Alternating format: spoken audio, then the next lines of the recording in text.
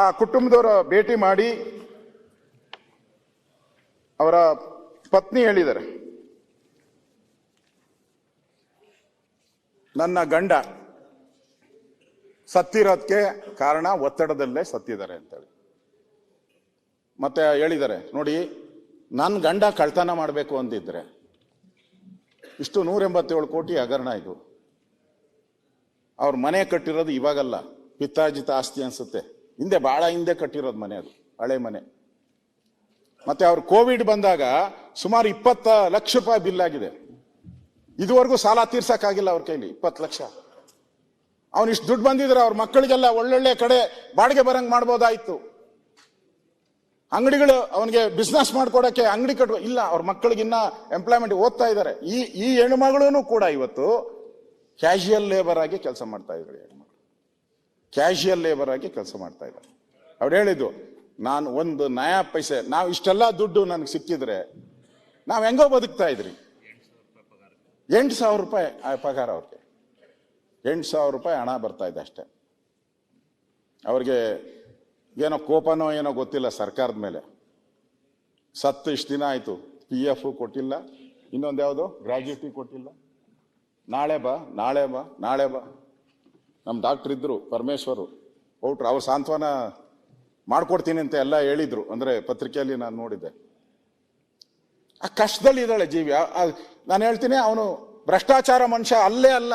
ಅವ್ರ ಮನೆ ನೋಡಿದ್ರು ಅಲ್ಲ, ಅವ್ರ ಕುಟುಂಬ ನೋಡಿದ್ರು ಅಲ್ಲ, ಅವ್ರಿರೋ ಪರಿಸ್ಥಿತಿನೂ ನೋಡಿದ್ರಲ್ಲ. ಇನ್ನೆಲ್ಲಿಟ್ಟಿರ್ತಾನೆ ದುಡ್ಡು? ಅವ್ರ ತಾಯಿ ಇನ್ನೊಂದು ಹೇಳಿದ್ರು, ನಮ್ಮ ಮನೇಲಿ ಬಂದು ಲ್ಯಾಪ್ಟಾಪ್ ಸೀಸ್ ಮಾಡಿದ್ರು ಪೊಲೀಸರು, ಮೊಬೈಲ್ ಸೀಸ್ ಮಾಡಿದ್ರು.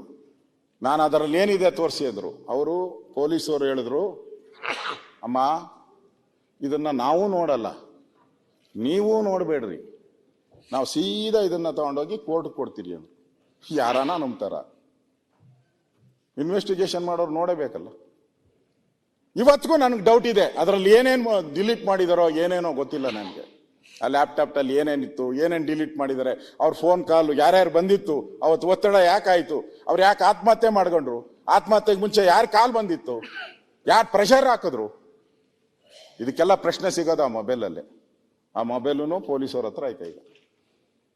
ಇನ್ನು ಅದ್ರ ಬಗ್ಗೆ ಚಕಾರ ಎತ್ತಿಲ್ಲ ಪೊಲೀಸರು, ಎಲ್ಲೂ ಬಾಯಿ ಬಿಟ್ಟಿಲ್ಲ. ಸನ್ಮಾನ್ಯ ಅಧ್ಯಕ್ಷರೇ, ಈ ಸಾವು ಏನಾಯ್ತು, ಇದು ಒಬ್ಬ ನಿಷ್ಠಾವಂತ ಅಧಿಕಾರಿಯಾಗಿ ಕೆಲಸ ಮಾಡೋರಿಗೆ ಏನ್ ಶಿಕ್ಷೆ ಆಗುತ್ತೆ ಈ ಸರ್ಕಾರದಲ್ಲಿ? ಇಲ್ಲ ಅವನು ನೇಣು ಹಾಕಬೇಕು, ಇಲ್ಲ ಜಾಬ್ ಬಿಡಬೇಕು. ಇವೆರಡೇ ಇವತ್ತು ಈ ಸರ್ಕಾರದಲ್ಲಿರೋ ಪರಿಸ್ಥಿತಿ. ಅವನು ಡೆತ್ ನೋಟ್ 6 ಪೇಜ್ ಬರೆದಿದ್ದಾನೆ. ಎಲ್ಲಪ್ಪ ಬಾಯಿಲಿ, 6 ಪೇಜ್ ಡೆತ್ ನೋಟು ಕೊಡಪ್ಪ. ಮುಖ್ಯಮಂತ್ರಿ ಹತ್ರ ಇರ್ತದೆ, ಅವ್ರಿಗೆ ಹಂಗೆ ಬ್ರೀಫಿಂಗ್ ಆಗೈತಿ ಇವಾಗ. SIT ಕೊಟ್ಟಿದ್ದೀನಿ ನೋಡಿ. ಅದರಲ್ಲಿ ಅಧ್ಯಕ್ಷರೇ ಇಂಪಾರ್ಟೆಂಟ್, ಯಾಕಂದ್ರೆ ಇದು ಮುಂದೆ ಈ ತರ ಯಾವನಾದ್ರೂ ಮಾಡಿದ್ರೆ ಅವನಿಗೆ ಎಚ್ಚರಿಕೆ ಗಂಟೆ ಆಗ್ಬೇಕು. ಅದಕ್ಕೆ ರೆಕಾರ್ಡ್ಗೆ ಹೋಗ್ಬೇಕಿದೆಲ್ಲ, ದಾಖಲೆಗಳಿಗೆ ಹೋಗ್ಬೇಕು. ಯಾರನ್ನ ತೆಗೆದು ನೋಡಿದ್ರೆ ಹಿಂಗ ಈ ತರ ಹಣನ ನಾನು 187 ಕೋಟಿ ದಲಿತರ ಹಣ ನುಂಗಬಾರ್ದು ಅನ್ನೋ ಎಚ್ಚರಿಕೆನೂ ಹೋಗ್ಬೇಕು. ಓದೋರು ಯಾರ್ಯಾರು ಬರ್ತಾರೋ, MLAಗಳು ಯಾರ್ಯಾರು ಬರ್ತಾರೋ ಅವ್ರಿಗೊಂದು ಎಚ್ಚರಿಕೆನೂ ಹೋಗ್ಬೇಕು. ಅದಕ್ಕೋಸ್ಕರ ನಾನು ಹೇಳ್ತಾ ಇದ್ದೀನಿ ಅಧ್ಯಕ್ಷರೇ. ಇದು ಅದರಲ್ಲಿ ಡೆತ್ ನೋಟು, ನನ್ನ ಮರಣ ಹೇಳಿಕೆ, ಚಂದ್ರಶೇಖರ್ P ಆದ ನಾನು ಈ ದಿನ ಸ್ವಇಚ್ಛೆಯಿಂದ ನೇಣು ಬಿಗಿದುಕೊಳ್ಳುತ್ತಿದ್ದೇನೆ. ನನ್ನ ಸಾವಿಗೆ ಕಾರಣರಾದ ಪಟ್ಟಿ ಈ ಕೆಳಕಂಡಂತಿದೆ: G. ಪದ್ಮನಾಭ, ಪರಶುರಾಮ್, ಶ್ರೀಮತಿ ಸುಜಾ ಸ್ಮುಕ್ಮ,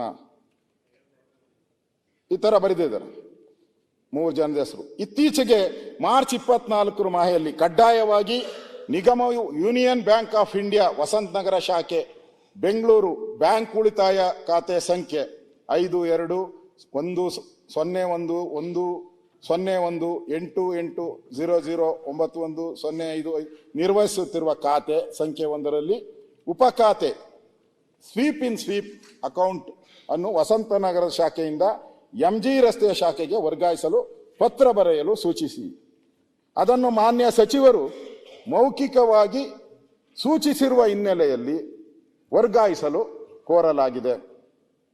ವಸಂತ ನಗರ ಶಾಖೆಯ ವ್ಯವಸ್ಥಾಪಕರು ಶೋಭನಾ ಅವರು ಮ್ಯಾನೇಜರ್ ನಿರಾಕರಿಸ್ತಾರೆ. ಅವರು ಆ ಥರ ಓಪನ್ ಮಾಡೋಕ್ಕೆ ಬರಲ್ಲ, ಸ್ವೀಪ್ ಇನ್ ಸ್ವೀಪ್ ಔಟ್ ಅಕೌಂಟ್ ಓಪನ್ ಮಾಡೋಕ್ಕೆ ಬರಲ್ಲ, ನಾನು ಮಾಡಲ್ಲ ಅಂತ ಹೇಳ್ತಾರೆ.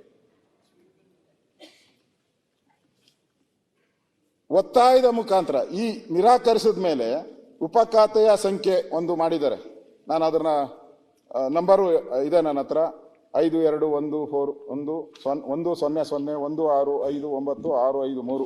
ಒತ್ತಾಯದ ಮೂಲಕ ಝೀರೋ ಬ್ಯಾಲೆನ್ಸ್ ಅಕೌಂಟ್ ಅನ್ನ MG ರಸ್ತೆಯಲ್ಲಿ ದಿನಾಂಕ 4/3/2024 ವರ್ಗಾಯಿಸಿದೆ. ಝೀರೋ ಬ್ಯಾಲೆನ್ಸ್ ಇದನ್ನ MG ರೋಡ್ಗೆ ಹೋಗ್ತಾರೆ. ಯಾವಾಗ ಇಲ್ಲಿ ಮಾಡಲ್ಲ ಅಂತ ಹೇಳ್ತಾರೋ, ವಸಂತ ನಗರದವ್ರು ಮಾಡಲ್ಲ ಅಂತಾರೋ ಮ್ಯಾನೇಜರು, ಅದನ್ನ MG ರೋಡ್ಗೆ ಹೋಗ್ತಾರೆ. ಅಲ್ಲಿಗೆ ಹೋದ್ಮೇಲೆ ದಿನಾಂಕ 4/3/2024 25 ಕೋಟಿ ಟ್ರಾನ್ಸ್ಫರ್. ದಿನಾಂಕ 6/3/24 25 ಕೋಟಿ ಟ್ರಾನ್ಸ್ಫರ್. ದಿನಾಂಕ 21/3/2024 44 ಕೋಟಿ ಟ್ರಾನ್ಸ್ಫರ್. ಹಾಗೂ ರಾಜ್ಯದ ಖಜಾನೆಯಿಂದ K2 ಹುಜೂರ್ ಖಜಾನೆಯಿಂದ ದಿನಾಂಕ 21/5/24 50 ಕೋಟಿ. ಅಂದ್ರೆ ಖಜಾನೆಯಿಂದನೂ ಹೋಗ್ತೈತೆ. ನಿಮಗೂ ಗೊತ್ತಿದೆ, ಅದು MD ಲೆಟರ್ ಬರೆದ್ರೆ ಅದನ್ನ ಕೊಡ್ತಾರೆ. ಖಜಾನೆಯಿಂದನೂ ಟ್ರಾನ್ಸ್ಫರ್ ಆಗ್ಬಿಟ್ಟಿದೆ. ಒಟ್ಟು 187 ಕೋಟಿ ಹೋಗಿದೆ. ನಾನು ಒಂದು ಸ್ವಲ್ಪ ದಿನ ಸರ್ಕಾರದಲ್ಲಿ ಇದ್ದಿದ್ದರಿಂದ ನನಗೆ ಎಲ್ಲೆಲ್ಲಿ ಪಾಟೀಲ್ರೆ ಈ ಇದ್ರದಿತ್ತಲ್ಲ, ಆ ಬೇರೆ ಬೇರೆ ಯೋಜನೆಗಳಿಗಿತ್ತಲ್ಲ ಈ ನಿಗಮದಲ್ಲಿ, ಎಲ್ಲೆಲ್ಲ ಒಂದು 5 ಕೋಟಿ 10 ಕೋಟಿ 20 ಎಲ್ಲ ಅದನ್ನೆಲ್ಲ ಕ್ಲಬ್ ಮಾಡಿದ್ದಾರೆ. ಅದನ್ನೆಲ್ಲ ಕ್ಲಬ್ ಮಾಡಿ ಇಲ್ಲಿಗೆ ತರುವಂತ ಒಂದು ಕೆಲಸವನ್ನು ಕೂಡ ಅವರು ಮಾಡಿದ್ದಾರೆ. ಅವನು ಬರೆದಿರೋದು ಅನುದಾನವನ್ನು ನಿಗಮ ಹೊಂದಿರುವ ವಿವಿಧ ಬ್ಯಾಂಕ್ ಖಾತೆಗಳಿಂದ ಹಾಗೂ ರಾಜ್ಯದ ಹುಜೂರ್ ಖಜಾನೆಯಿಂದ ವರ್ಗಾಯಿಸಿದ್ದು ಸಹ ಖಾತೆ ಚೆಕ್ ಪುಸ್ತಕ ಮತ್ತು ಪಾಸ್ಬುಕ್ ಬ್ಯಾಂಕಿನವರೆಗೂ ಈವರೆಗೆ ನೀಡಿರುವುದಿಲ್ಲ. ಚೆಕ್ ಬುಕ್ ಕೊಟ್ಟಿರಲ್ಲ ಅವರು. ನಾನು ಸಹ ಕೆಲಸದ ಒತ್ತಡದ ನಿಮಿತ್ತ ಬ್ಯಾಂಕ್ ಸಂಪರ್ಕ ಮಾಡಲಿಲ್ಲ. ಯಾರು? ಸೂಸೈಡ್ ಮಾಡ್ಕೊಂಡಿರೋ ವ್ಯಕ್ತಿ. ಸದ್ಯಕ್ಕೆ ಯಾವುದೇ ಪಾವತಿಗಳಲ್ಲದ್ದು ಚೆಕ್ ಪುಸ್ತಕ ಅವಶ್ಯಕತೆವಿರುವುದಿಲ್ಲ. ನಾನು ಯಾವುದಕ್ಕೂ ಚೆಕ್ ಕೊಡಬೇಕಾದ ಅವಶ್ಯಕತೆ ಇರಲಿಲ್ಲ, ಅದಕ್ಕೆ ನಾನು ಚೆಕ್ಕನ್ನು ಕೇಳಕ್ ಹೋಗಿಲ್ಲ. ಆದರೆ ಪ್ರತಿ ಬಾರಿಯೂ ವ್ಯವಸ್ಥಾಪಕ ನಿರ್ದೇಶಕರಾದ ಸಿ ಪದ್ಮನಾಭ್ ರವರು ತುಂಬಾ ಒತ್ತಾಯಪೂರ್ವಕವಾಗಿ ಅನುದಾನವನ್ನು ವರ್ಗಾಯಿಸುತ್ತಿದ್ದು ನಮಗೆ ಒಳಸಂಚು ಅರ್ಥವಾಗಲೇ ಇಲ್ಲ. ಅವ್ರ ಡೆತ್ ನೋಟಲ್ಲಿ ಮುಂದುವರೆದು ದಿನಾಂಕ 21/5/2024 50 ಕೋಟಿ ಚೆಕ್ ಅನ್ನು ಯಾರಿಗೂ ತಿಳಿಸದ ಹಾಗೆ ಕಾನ್ಫಿಡೆನ್ಷಿಯಲ್ ಆಗಿ ಬರೆದು ತರಲು ವ್ಯವಸ್ಥಾಪಕ ನಿರ್ದೇಶಕರು ಸೂಚಿಸಿರುವ ವಿಷಯವನ್ನು ಲೆಕ್ಕಾಧಿಕಾರಿಗಳೇ ತಿಳಿಸಿದರು. ಇವರಿಗೆ ಲೆಕ್ಕಾಧಿಕಾರಿ ತಿಳಿಸ್ತಾರೆ 50 ಕೋಟಿ ಚೆಕ್ ತಗೊಂಬ ಅಂತ. ಆದರೆ ನನ್ನ ಚೆಕ್ ಅನ್ನು ಈ ರೀತಿ ಬರೆಯಲು ಆಗುವುದಿಲ್ಲ ಎಂದು ನಿರಾಕರಿಸಿದರೂ ಸಹ ಬೇಗ ಬರೆದುಕೊಂಡು ಬನ್ನಿ ಎಂದು ಆದೇಶಿಸುತ್ತಾರೆ. ಚೆಕ್ಕಿಗೆ ಸಹಿ ಆದ ನಂತರ ನನ್ನನ್ನು ವ್ಯವಸ್ಥಾಪಕ ನಿರ್ದೇಶಕ ಕರೆದು ನೀನೇ ಖುದ್ದಾಗಿ ಬ್ಯಾಂಕ್ ಹೋಗಿ RTGS ಮಾಡಿಸಿ ನನಗೆ UTR ಸಂಖ್ಯೆ ನೀಡುವಂತೆ ಸೂಚಿಸಿದ್ದು. ಗಳಿಗೆಗೂ ಫೋನ್ ಮಾಡುತ್ತಿದ್ದರು. ಅಂದು RTGS ಮಾಡಿಸಿ ನೇರವಾಗಿ ಸಂಜೆ 5 ಗಂಟೆಗೆ union bank of India MG ರಸ್ತೆ ಶಾಖೆಗೆ ಭೇಟಿ ನೀಡಿ ಚೆಕ್ ಪುಸ್ತಕ ಮತ್ತು ಪಾಸ್ ಪುಸ್ತಕ ಕೊಡಲು ಮ್ಯಾನೇಜರ್ ಅವನು ಕೋರಿದಾಗ ನಗದು ದಾಖಲೆ ಕೊಡಲು ಬರುವುದಿಲ್ಲ, ಯಾರು ಖಾತೆ ಅಧಿಕೃತ ಸಹಿ ಹಾಕುವರೋ ಅಂದರೆ ಖುದ್ದು ಬರಬೇಕು, ಇಲ್ಲ ಅವರ ಪತ್ರವಿರಬೇಕೆಂದು ಸೂಚಿಸಿದರು. ಅಂದೇ ನನ್ನ ದೂರವಾಣಿಯಿಂದ ವ್ಯವಸ್ಥಾಪಕ ನಿರ್ದೇಶಕರಾದಂಥ ಪದ್ಮನಾಭರವರಿಗೆ ಫೋನ್ ಮಾಡಿ ವಿಷಯ ತಿಳಿಸಿ ನಾಳೆ ಪತ್ರದೊಂದಿಗೆ ಬರುವಂತೆ ಎಂದು ಬ್ಯಾಂಕ್ ಮ್ಯಾನೇಜರ್ ತಿಳಿಸಿದ್ದು. ಅವರು ನಾಳೆ ನಿಮ್ಮ ಕಚೇರಿಗೆ ಬರುವುದಾಗಿ ಹೇಳಿದರು. ಅಂದರೆ ಪದ್ಮನಾಭ್ ನಾನೇ ಹೋಗ್ತೀನಿ ಅಂತ. ಅದಾದ್ಮೇಲೆ ದಿನಾಂಕ 22/5 ಬೆಳಗ್ಗೆ ಬ್ಯಾಂಕ್ ಮ್ಯಾನೇಜರ್ ಸುಚಿತಾ ಅವರು ನಿಗಮದ ಕೇಂದ್ರ ಕಚೇರಿಗೆ ಭೇಟಿ ನೀಡಿದರು. ಅವರು ಹೇಳಿದ ಹಾಗೆ ನಿಗಮದ ಪರವಾಗಿ ಈಗಾಗಲೇ ಬ್ಯಾಂಕ್ನಿಂದ ಚೆಕ್ ಪುಸ್ತಕ ಪಡೆದಿರುವುದಾಗಿ ಹೇಳಿದ್ದಾರೆ. ಇವರು ಹೋದಾಗ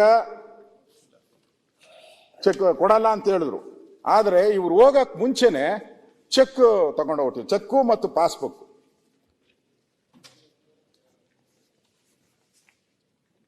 ಈಗಾಗಲೇ ಚೆಕ್ ಪುಸ್ಟ್ ಪಡೆದ, ಆದರೆ ನಾನು ನಮ್ಮ ಸಿಬ್ಬಂದಿಯೊಂದಿಗೆ ಮತ್ತೊಮ್ಮೆ ಪರಿಶೀಲಿಸಿ ಬ್ಯಾಂಕ್ ಚೆಕ್ ಪಡೆದಿರುವುದಿಲ್ಲ ಎಂದು ತಿಳಿಸಿದ್ದೆವು. ಆಗ ಸಂಶಯ, ಡೌಟ್ ಶುರುವಾಯಿತು.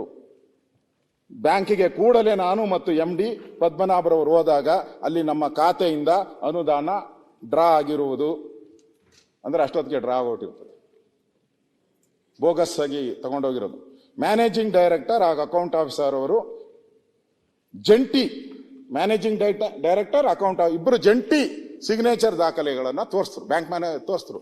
ನೋಡಪ್ಪ, ನಿಮ್ಮ ಬ್ಯಾಂಕ್ ಅವರು ಮ್ಯಾನೇಜರು ಮತ್ತೆ ಅಕೌಂಟೆಂಟ್ ಇಬ್ಬರು ಸಹಿ ಮಾಡಿರೋ ಪತ್ರ ಅಂತ ತೋರಿಸ್ತು. ದಿನಾಂಕ 23/5 ನಾನು ಮತ್ತು ಲೆಕ್ಕಾಧಿಕಾರಿ ಹಾಗೂ JC ಪದ್ಮನಾಭರವರು ಬ್ಯಾಂಕಿಗೆ ತೆರಳಿ ಅಲ್ಲಿಂದ ರೀಜನಲ್ ಹೆಡ್ ಮಹೇಶ್ ಅವರನ್ನು ಸಂದರ್ಶಿಸಿ ವಿಷಯ ಎಲ್ಲ ವಿವರಿಸಿ ಅವರಿಗೆ ದೂರು ನೀಡಲಾಗುತ್ತದೆ. ಆದರೆ MD ಅವರು ನಾನು ಶ್ರೀ ನಾಗರಾಜ್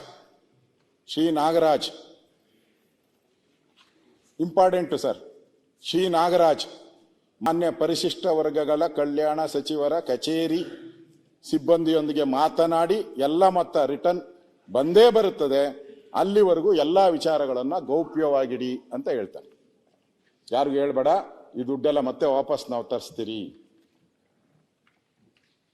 ಕಾಪಾಡಿ ಎಂದು ತಾಕೀತ್ ಮಾಡಿದರು. ಅಂದು ಸಂಜೆ 5 ಕೋಟಿ ರು ರಿಟರ್ನ್ ಆಗಿದೆ ಎಂದು ನನಗೆ ತಿಳಿಸಿದರು. ಆದರೆ ಅದರ ಬಗ್ಗೆ ಯಾವುದೇ ದಾಖಲೆಗಳು ಇರುವುದಿಲ್ಲ. ರಿಟರ್ನ್ ಆಗಿದೆ ಅಂತ ಹೇಳಿದ್ರೆ ದಾಖಲೆಗಳು ಯಾವುದು ಬಂದಿರಲ್ಲ. 24ನೇ ತಾರೀಕು ಸದರಿ ವಿಷಯವನ್ನ ನಿಗಮದ ಮಾನ್ಯ ಅಧ್ಯಕ್ಷರಿಗೆ ತಿಳಿಪಡಿಸಲಾಗಿ ಅವರು, ನಮ್ಮ ಅಧ್ಯಕ್ಷರು ಹೇಳಿದರು, ನಮ್ಮ ನಿಗಮದ ಅಧ್ಯಕ್ಷರು, ನಾನು ಎಲೆಕ್ಷನ್ ಬಂದ್ಬಿಡ್ತು, ಆ ಕಡೆ ತಲೆ ಇಕ್ಕಿ ನೋಡು ಇಲ್ಲ, ತಲೆ ಇಕ್ಕಿ ಮಲಗೇ ಇಲ್ಲ, ಗೊತ್ತೇ ಇಲ್ಲ, ನಾನು ಹೋಗೇ ಇಲ್ಲ ಅಂದ್ರು. ಇಲ್ಲಿ ಹೇಳಿದ್ದಾರೆ, ನಿಗಮದ ಮಾನ್ಯ ಅಧ್ಯಕ್ಷರಿಗೆ ತಿಳಿಪಡಿಸಲಾಗಿ ಅವರು ಇನ್ನೂ 2 ದಿನ ಏನೇನು ಬೆಳವಣಿಗೆ ಆಗುವುದೋ ಆಗಲಿ ಪರಿಶೀಲಿಸಿ ನಂತರ ದೂರು ದಾಖಲು ಮಾಡೋಣ ಅಂತ ಅವ್ರಿಗೆ ಹೇಳಿ ಕಳಿಸ್ತಾರೆ.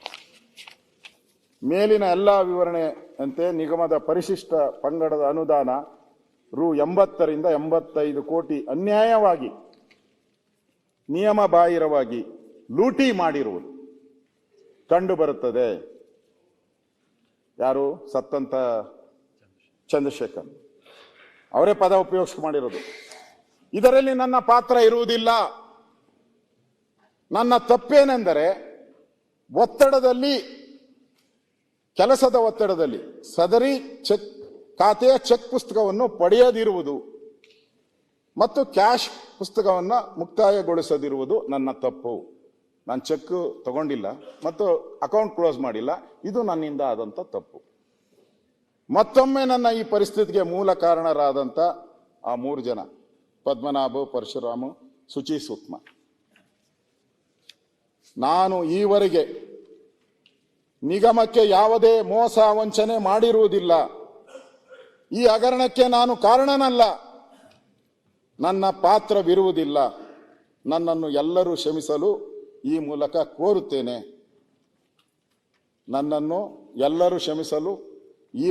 ಕೋರುತ್ತೇನೆ. ನನ್ನ ಜೀವನವನ್ನು ಮುಗಿಸುತ್ತಿದ್ದೇನೆ. ಸುಸೈಡ್. ನನ್ನನ್ನು ಸಹಿಸಿಕೊಂಡು ಹಾಗೂ ನನಗೆ ಈವರೆಗೆ ಸಹಕರಿಸಿದ ಎಲ್ಲ ಸಹೃದಯಗಳಿಗೆ ನನ್ನ ವಂದನೆಗಳು. ಇಂತಿ ಚಂದ್ರಶೇಖರ್, 26/5, ಸಮಯ 12:30 PM. ಮತ್ತೊಮ್ಮೆ ಬರೀತಾನೆ, ಒಂದು ಸೈನ್ ಆಗೋಯ್ತು, ಹೌದು, ಇಷ್ಟಕ್ಕೂ ಒಂದು ಸೈನ್ ಮಾಡಿದ್ದಾರೆ ಮುಖ್ಯಮಂತ್ರಿಗಳೇ. ತಿರುಗಿ ಇನ್ನೊಂದು ಬರೀತಾನೆ ಅದ್ರ ಕೆಳಗಡೆ, ನಾನು ಹೇಡಿಯಲ್ಲ, ಆದರೆ ಅವಮಾನ ಸಹಿಸಲಾರೆ. ಇನ್ನೊಂದ್ಸರಿ ಬರ್ತಾನೆ, ಆದರೆ ಅವಮಾನ ಸಹಿಸಲಾರೆ. ಎರಡು ಸರಿ ಬರ್ದವನು, ಅವಮಾನವನ್ನ ಸಹಿಸಲಾರೆ ಅಂತ ಬರೆದಿದ್ದಾನೆ. ಮತ್ತೆ ಸಹಿ ಆಗ್ತಾನೆ, ಮತ್ತೆ ಡೇಟ್ ಆಗ್ತಾನೆ, ಮತ್ತೆ ಇನ್ನೊಂದು ಕಾಮೆಂಟ್ ಬರೀತಾನೆ, ನನಗೆ ಬೇರೆ ದಾರಿ ತೋಚಲಿಲ್ಲ, ನನಗೆ ಬೇರೆ ಯಾವುದು ದಾರಿ ತೋಚುವುದಿಲ್ಲ, ಎಲ್ಲರೂ ನನ್ನನ್ನು ಕ್ಷಮಿಸಿ. P. ಚಂದ್ರಶೇಖರ್. ಇದು ಅವರ ಡೆತ್ ನೋಟ್. ಅಧ್ಯಕ್ಷರ, ನಾನು ಕೇಳೋದು ಇದಕ್ಕಿಂತ ಇನ್ನೇನು, ಡೆತ್ ನೋಟ್ ಅಂದ್ರೆ ನಿಮಗೂ ಗೊತ್ತಿದೆ, ನೀವೇನು ಪೊಲೀಸ್ ಇಲಾಖೆಯಲ್ಲಿ ಕೆಲಸ ಮಾಡಿಲ್ಲ, ಆದರೂ ಆರೋಗ್ಯ ಇಲಾಖೆಯಲ್ಲಿ ಕೆಲಸ ಮಾಡಿದ್ದೀರಾ. ಸತ್ತ ಮೇಲೆ ಅಲ್ಲಿಗೆ ಬರೋದು, ಪೋಸ್ಟ್ ಮಾರ್ಟಮ್ಮು ಎಲ್ಲ ನಿಮ್ಮ ಹತ್ರಕ್ಕೆ ಬರ್ತಾ ಇತ್ತು. ನೀವೇ ಹೇಳಿ, ಡೆತ್ ನೋಟ್ ಸಾಯವಾಗ ಯಾರಾದ್ರೂ ಸುಳ್ಳು ಪಳ್ಳು ಬರೀತಾರ? ವಂಚನೆ ಬರೀತಾ ಆ ಮನುಷ್ಯ ಹೋಗ್ತಾ ಇರ್ತಾನೆ, ಅವನಿಗೆ ಈ ಭೂಮಿಯ ಋಣ ತೀರೋಗ್ಬಿಟ್ಟಿರ್ತೈತೆ. ಆ ಋಣ ತೀರ್ದಂಥವನು ಇದರಲ್ಲಿ 6 ಪೇಜ್ ಬರ್ದಿದ್ದಾನೆ, pin to pin check number ಬರ್ದಿದ್ದಾನೆ, ಹೆಸರು ಬರ್ದಿದ್ದಾನೆ, ಯಾಕೆ ಟ್ರಾನ್ಸ್ಫರ್ ಆಯ್ತು, everything detail pin to pin ಬರ್ದಿದ್ದಾನೆ. ಅವನ ಮನ್ಸಿಗೆ ಎಷ್ಟು ಆಘಾತ ಆಗಿರ್ಬೇಕು, ಎಷ್ಟು ನೋವು ಕೊಟ್ಟಿರ್ಬೇಕು. ಈ ಸಾವಿಗೆ ನ್ಯಾಯ ಕೇಳ್ತಾ ಇದ್ದಾರೆ ಅವ್ರ ಕುಟುಂಬ. ನಮ್ಮ ಪ್ರಶ್ನೆ ಇರೋದು, ಈ ಮನುಷ್ಯ ಆತ್ಮಹತ್ಯೆ ಮಾಡಿಕೊಂಡು ಸತ್ತಿದ್ದಾನೆ. ಸರ್ಕಾರ ದುಡ್ಡು ಮುಖ್ಯಮಂತ್ರಿಗಳಿಗೂ ಗೊತ್ತಾಗ್ತಾ ಇರಲ್ಲ, ನನಗೂ ಗೊತ್ತಾಗ್ತಾ ಇರಲ್ಲ, ಪತ್ರಿಕೆಗಳಂತೂ ಗೊತ್ತೇ ಆಗ್ತಾ ಇರಲ್ಲ. ಆ ಟೈಮಲ್ಲಿ ಅದು ಹೇಳ್ತೀನಿ ನಾನು ಈಗ ಹೆಂಗೆ ಇದನ್ನ ಡೀಲ್ ಮಾಡಿದ್ರು ಅಂತೇಳಿ.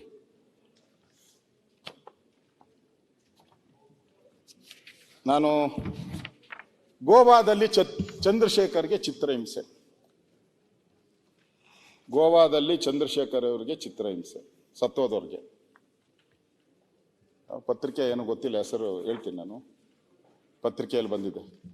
ಪ್ರವಾಸಕ್ಕೆ ಕರೆದೊಯ್ದು ಬೆದರಿಕೆ, ಹಲ್ಲೆ, ಹಣ ವರ್ಗಾವಣೆಗೆ ಒತ್ತಡದ ತಂತ್ರ.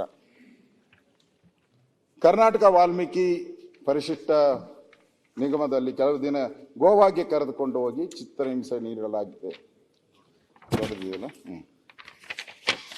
ರಾಜ್ಯ ರಾಜಕಾರಣದಲ್ಲಿ ಅಲ್ಲೋಲ ಕಲ್ಲೋಲ ಸೃಷ್ಟಿ ಮಾಡಿರುವ ವಾಲ್ಮೀಕಿ ನಿಗಮದಲ್ಲಿ ನಡೆದಿದೆ ಎನ್ನಲಾದ ಬಹುಕೋಟಿ ಹಗರಣದ ಬಲಿಪಶು ಎಂದೇ ಹೇಳಲಾದ ಆತ್ಮಹತ್ಯೆಗೆ ಶರಣಾದ ನಿಗಮದ ಲೆಕ್ಕ ಅಧೀಕ್ಷಕ ಪಿ ಚಂದ್ರಶೇಖರ್ ಅವರನ್ನು ಚಿತ್ರಹಿಂಸೆಗೆ ಗುರಿಪಡಿಸಲಾಗಿತ್ತು ಎಂಬ ಸ್ಫೋಟಕ ಮಾಹಿತಿ ಹೊರಬಿದ್ದಿದೆ. ಈ ಕುರಿತು ಸಂಯುಕ್ತ ಕರ್ನಾಟಕ ನಿಗಮದೊಳಗೆ ಭ್ರಷ್ಟ ವ್ಯವಸ್ಥೆಗೆ ಬೇಸಂತ ಸಿಬ್ಬಂದಿಗಳು ಇಡೀ ಘಟನೆಯ ನಿಗೂಢ ಮಾಹಿತಿಗಳನ್ನು ಹಂಚಿಕೊಂಡಿದ್ದಾರೆ. ವಾಲ್ಮೀಕಿ ನಿಗಮದ ಅಧಿಕಾರಿಗಳು ಹಾಗೂ ಸಿಬ್ಬಂದಿಯ ನಡುವೆ ಚಂದ್ರಶೇಖರ್ ಅವರು ಹೆದರಿಸಿ ಹಲ್ಲೆ ಮಾಡಿರುವ ವಿಚಾರ ಬಗೆಗೆ 3 ತಿಂಗಳ ಹಿಂದೆಯೇ ಭಾರಿ ಚರ್ಚೆ ನಡೆದಿತ್ತು. ಆದರೆ ಹಿರಿಯ ಅಧಿಕಾರಿಗಳು ಕೂಡ ಚಂದ್ರಶೇಖರ್ ಅವರ ಮೇಲೆ ನಿರಂತರವಾಗಿ ನಡೆದಂತ ಶೋಷಣೆಯ ಬಗ್ಗೆ ಸರ್ಕಾರದ ಗಮನಕ್ಕೆ ತರಲು ವಿಫಲರಾಗಿದ್ದಾರೆ ಎಂದೇ ಅಲ್ಲಿರೋ ಸಿಬ್ಬಂದಿ ಕೆಲಸ ಮಾಡಿರೋರು ಹೇಳಿರೋದು. ಮಾರ್ಚ್ ತಿಂಗಳು 187 ಕೋಟಿ ಹಣವನ್ನು, ವಾಲ್ಮೀಕಿ ನಿಗಮದ ಹಣವನ್ನು ಬೆಂಗಳೂರಿನ MG ರಸ್ತೆಗೆ ಲೆಕ್ಕ ಅಂದ್ರೆ ಆಪ್ತ ಸಹಾಯಕ ಗೋವಾ ಪ್ರವಾಸಕ್ಕೆ ಕರೆದುಕೊಂಡು ಹೋಗಿದ್ರು. ಪ್ರಭಾವಿ ರಾಜಕಾರಣಿಯ 3 ಆಪ್ತ ಸಹಾಯಕರು ಮುಖ್ಯಮಂತ್ರಿಗಳಿಗೆ SIT ಅವರೆಲ್ಲ ಬ್ರೀಫ್ ಮಾಡಿದ್ದಾರೆ ಯಾರ್ಯಾರು ಏನೇನು ಅಂತ. ನಾನು ಅಲ್ಲಿ ಸ್ವಲ್ಪ ದಿನ ಇದ್ದೆ, 2 ವರ್ಷ ಹೋಮ್ ಮಿನಿಸ್ಟರ್ ಆಗಿದ್ದೆ. ಎಲ್ಲ ಬ್ರೀಫ್ ಮಾಡಿದ್ದಾರೆ. ನನಗನ್ಸ್ತದೆ 100% ಮಾಡಿದ್ದಾರೆ. ಆಪ್ತ ಸಹಾಯಕರು ಹಾಗೂ ಚಂದ್ರಶೇಖರ್ ಸೇರಿದಂತೆ ನಿಗಮದ 2 ಅಧಿಕಾರಿಗಳು ಬೆಂಗಳೂರಿನಿಂದ ಉತ್ತರ ಕನ್ನಡ ಕಾರವಾರಕ್ಕೆ ಕರೆದುಕೊಂಡು ಹೋಗಿದ್ದರು. ಕಾರವಾರದ ಕಡಲ ತೀರದಲ್ಲಿ 1 ದಿನ ತಂಗಿದ್ದರು. ಆ ವೇಳೆ ನಿಗಮದ ಹಣ ಹೊಂದಿದ ಪ್ರಭಾವಿ ರಾಜಕಾರಣಿ ಆಪ್ತ ಸಹಾಯಕರು ಅಲ್ಲಿ 3 ದಿನ ತಂಗಿದ್ದರು. ಈ ಅವಧಿಯಲ್ಲಿ ಕೂಡ ಸರ್ಕಾರದ ಹಣ ವರ್ಗಾವಣೆಯ ಬಗ್ಗೆ ಲೆಕ್ಕ ಅಧೀಕ್ಷ ಮೇಲೆ ಭಾರೀ ಒತ್ತಡ ಹೇರುವ ತಂತ್ರ ನಡೆಯಿತು ಎನ್ನಲಾಗಿದೆ. ಕೊನೆಗೆ ಚಂದ್ರಶೇಖರ್ ಒಪ್ಪದೇ ಇದ್ದಾಗ ಅವರೊಬ್ಬರನ್ನೇ 1.5 ದಿನಗಳ ಕಾಲ ಗೋವಾ ಹೋಟೆಲ್ ಒಂದರಲ್ಲಿ ಕೂಡಿ ಹಾಕಲಾಗಿತ್ತು ಮತ್ತು ಅದರ ಬಗ್ಗೆ ಸಂಶಯ ವ್ಯಕ್ತ ಆಗುವಂತೆ ಕೆಲವು ವಿಡಿಯೋಗಳನ್ನು, ಅಂದ್ರೆ ಅವನ್ ಏನೋ ಮೋಜು ಏನೋ ಗೊತ್ತಿಲ್ಲ ನನಗೇನು ಅಂತ, ಆ ವಿಡಿಯೋನ ಮಾಡಿಸಿ ತೋರಿಸಿದ್ದಾರೆ ಅವನಿಗೆ. ಕೊನೆಗೆ ಹಾಗೂ ಈಗ ಗೋವಾ ಪ್ರವಾಸ ಮುಗಿಸಿಕೊಂಡು ವಾಪಸ್ ಸಲುವಾಗಿ ಕೆಲ ಮಟ್ಟಿಗೆ ಸಹಕಾರ ನೀಡುವ ಭರವಸೆಯೊಂದಿಗೆ ಚಂದ್ರಶೇಖರ್ ನೀಡ್ತಾರೆ. ಆಮೇಲೆ ಅಲ್ಲಿಂದ ಬಿಟ್ಟು ಕಳಿಸ್ತಾರೆ. 1 ವಾರಗಳ ಕಾಲ 1.5 ಕೋಟಿ ರುಗಳನ್ನು ಲೋಕಸಭಾ ಚುನಾವಣೆ ಮುಗಿಯುವ ತನಕ ಒಳಗಾಗಿ ವಾಪಸ್ ನಿಗಮದ ಖಾತೆಗೆ ಮರುಪಾವತಿಸುವ ಷರತ್ತಿನ ಮೇಲೆಗೆ ಹಣ ವರ್ಗಾವಣೆಗೆ ಒಪ್ಪಿದರು ಎಂದು ಮೂಲಗಳು ಹೇಳುತ್ತವೆ. ಅವರ ಭರವಸೆ ಮೇರೆಗೆ ಗೋವಾದಿಂದ ಅವರ ವಾಪಸ್ ಬೆಂಗಳೂರಿಗೆ ಕರೆತರಲಾಯಿತು. ಈ ಘಟನೆಯಿಂದ ಸಾಕಷ್ಟು ಜರ್ಜಿತಗೊಂಡಿದ್ದ ಚಂದ್ರಶೇಖರ್ ಅವರು ಅನ್ಯಮನಸ್ಕರಾಗಿದ್ದರು. ಅಲ್ಲದೆ ಕಚೇರಿಯಲ್ಲೂ ಯಾರೊಂದಿಗೂ ಹೆಚ್ಚು ಮಾತಾಡುತ್ತಿರಲಿಲ್ಲ. ಆದರೆ ಸಮಯ ಕಳೆದಂತೆ ನಿಗಮದಲ್ಲಿ ಸರಿಸುಮಾರು 94.73 ಕೋಟಿ ರುಗಳು ಅನ್ಯರ ನಕಲಿ ಖಾತೆಗಳಿಗೆ ವರ್ಗಾವಣೆಯಾದ ಬಳಿಕ ಚಂದ್ರಶೇಖರ್ ಅವರಿಗೆ ಭಯ ಭೀತಿ ಒಳಗಾದರು. ಪ್ರಭಾವಿ ರಾಜಕಾರಣಿ ಈ ವ್ಯವಹಾರಕ್ಕೆ ಸಂಬಂಧಿಸಿದಂತೆ 2 ಬಾರಿ ನೇರವಾಗಿ ಚಂದ್ರಶೇಖರ್ ಅವರನ್ನು ಅದೇ ಹೊತ್ತಿಗೆ ನಿಗಮದ ಸಿಬ್ಬಂದಿಯ ಒಂದು ಗುಂಪು ಸೋರಿಕೆಯಾದ ಹಿನ್ನೆಲೆಯಲ್ಲಿ, ಅಂದ್ರೆ ಇಷ್ಟೆಲ್ಲ ಸೋರಿಕೆಯಾದ ಆಗ ಚಂದ್ರಶೇಖರ್ ಮುಂದೆ ತಮಗೆ ಎದುರಾಗಬಹುದಾದ ಅಪಾಯವನ್ನು ಅವಮಾನವನ್ನು ಊಹಿಸಿಕೊಂಡು ಆತ್ಮಹತ್ಯೆಗೆ ಶರಣಾಗಿದ್ದಾರೆ ಎನ್ನಲಾಗುತ್ತಿದೆ ನಿಗಮದ ಮೂಲ ಸಿಬ್ಬಂದಿಗಳು. ಇದು ಅವರಿಗೆ ಒತ್ತಡ ಏನು ಇಲ್ಲ ಅಂತ ಹೇಳ್ತಾರಲ್ಲ, ಇದಕ್ಕೆ ಒತ್ತಡ ಹಾಕಿರುವಂಥದ್ದಕ್ಕೆ ನಾನು ದಾಖಲೆಗಳನ್ನು ಬಂದಿರುವಂಥದ್ದನ್ನು ಹೇಳ್ತೀನಿ, ಒತ್ತಡ ಹಾಕಿರುವಂಥದ್ದಕ್ಕೆ. ನ್ಯೂಸ್ ಫಸ್ಟ್ ನಿರ್ಭೀತಿಯಿಂದ ನಿಮ್ಮ ಪರವಾಗಿ.